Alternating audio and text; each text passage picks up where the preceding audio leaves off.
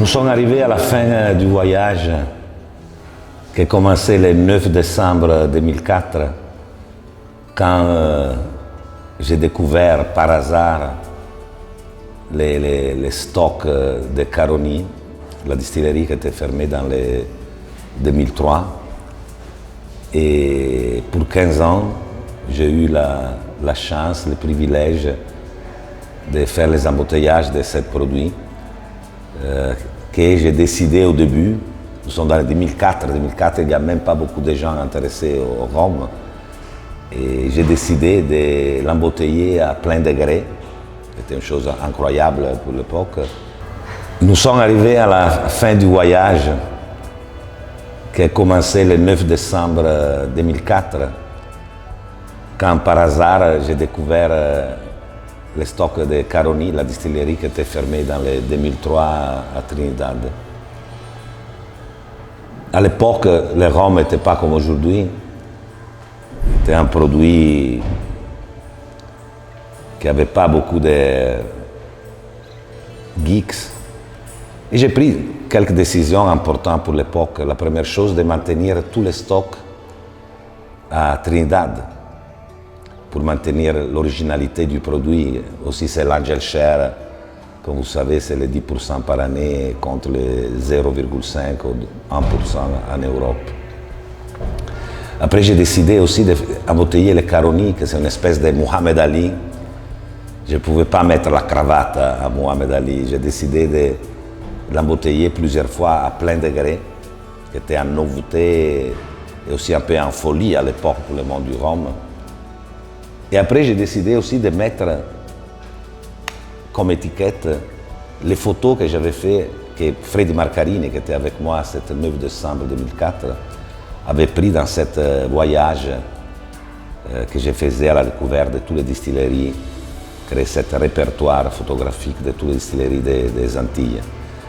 Les trois choses aujourd'hui, peut-être aussi né un peu la Caroni mania, mais à l'époque tout le monde m'a dit que j'étais complètement fou. J'ai eu le plaisir tous les années d'étudier les étiquettes, choisir les photos, déguster les fûts. Ces deux embouteillages sont les derniers embouteillages, disons classiques de Caroni. Il y aura encore les Caroni Employees qui vont sortir dans les prochains 7 ans, 2 éditions par année, d'un millier de bouteilles. Et nous avons mis à côté, si je me rappelle pas mal, 23 casques et nous ferons des single casques. Mais ces deux bouteilles sont les dernières des Caroni classiques. Une s'appelle The Last et l'autre s'appelle Tasting Gang. Ça s'appelle Tasting Gang parce que l'année passée, j'ai fait un voyage avec Cyril Veglaerts du rhum.com à Grenada, à River-Antoine, la distillerie mythique sans électricité.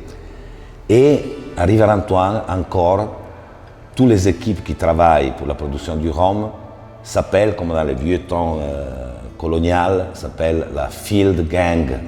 Ce sont les gens qui travaillent dans les champs. Boiling Gang. En italien, gang, c'est un mot qui fait penser à les bandits. Mais en effet, gang, c'est le groupe, non? Alors, j'ai mis ensemble une vingtaine de passionnés de Caroni et à Cognac, nous sommes allés déguster tous les fûts, les derniers 140 fûts qu'il y avait encore de Caroni. Et alors, je l'appelais Tasting Gang.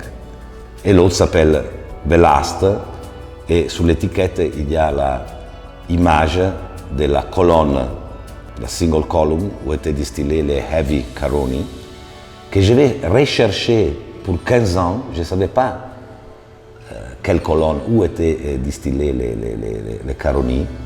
Il y a 2 ans, 2 Caroni Employees, il avait dessiné la colonne.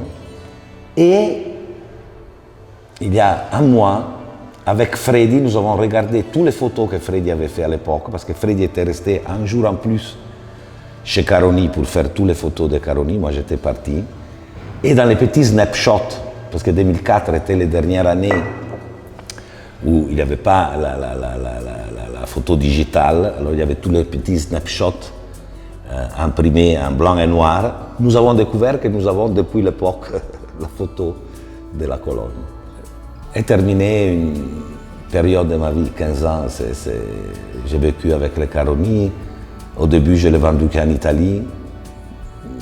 Je l'ai fait plutôt pour un égoïsme, pour moi-même. Je n'ai même pas pensé de l'exporter. Après, grâce à la maison de whisky, vers les 2009-2010, les passionnés français ont découvert mes sélections, entre lesquelles il y avait les Caroni, et né un peu un Caroni mania. Aujourd'hui, nous sommes arrivés à la fin. Tous les prochains Caroni qui vont sortir seront des Caroni pas originales, peut-être très bons, mais vieillis totalement ou partiellement en Europe. Caroni, bye bye.